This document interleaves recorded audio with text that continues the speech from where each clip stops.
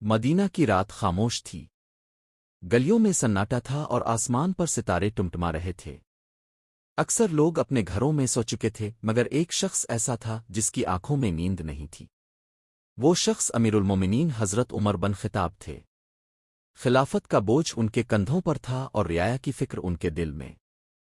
حضرت عمر کا معمول تھا کہ وہ رات کے وقت بھیس بدل کر مدینہ کی گلیوں میں نکل جاتے تاکہ اپنی رعایا کے حالات خود دیکھ سکیں۔ انہیں یہ گوارا نہ تھا کہ کوئی بھوکا سو جائے اور خلیفہ کو خبر نہ ہو۔ اسی فکر کے عالم میں وہ ایک سنسان گلی سے گزر رہے تھے کہ اچانک ایک جھونپڑی سے بچوں کے رونے کی آواز آئی۔ حضرت عمر ٹھٹک گئے۔ یہ رونا عام نہیں تھا، اس میں بھوک اور بے بسی کی شدت تھی۔ وہ آہستہ سے جھونپڑی کے قریب گئے تو دیکھا کہ ایک عورت چولہے پر ہانڈی رکھے بیٹھی ہے اور بچے اس کے گرد رو رہے ہیں۔ حضرت عمر نے سلام کیا اور حال پوچھا۔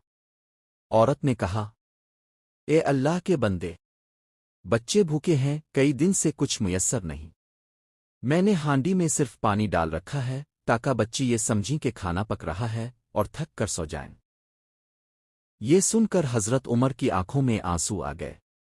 انہوں نے پوچھا، تم امیر المومنین عمر کے پاس کیوں نہیں گئیں؟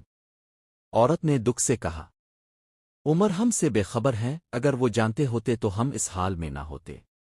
یہ الفاظ حضرت عمر کے دل پر تیر بن کر لگے۔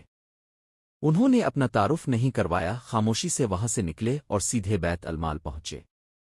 اپنی پیٹھ پر آٹے کی بوری، گھی اور دیگر سامان رکھا۔ خادم نے کہا، امیر المومنین، یہ بوجھ میں اٹھا لیتا ہوں۔ حضرت عمر نے جواب دیا، قیامت کے دن میرا بوجھ بھی تم اٹھاؤ گے۔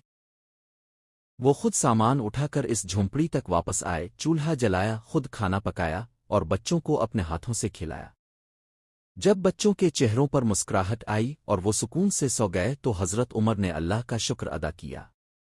عورت نے حیرت سے پوچھا، اے نیک انسان، تم تو خلیفہ بننے کے لائق ہو۔ حضرت عمر کی آنکھیں بھر آئیں۔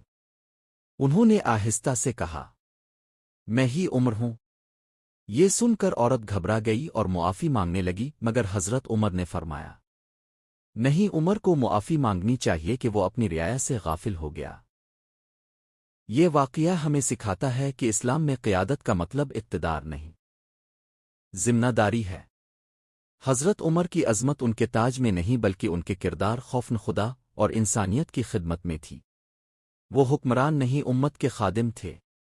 یہ واقعہ آج کے انسان کے لیے بھی ایک آئینہ ہے کہ اگر ہمارے آس پاس کوئی بھوکا، مجبور، غمزدہ ہے تو ہم بری الزم نہ نہیں ہو سکتے۔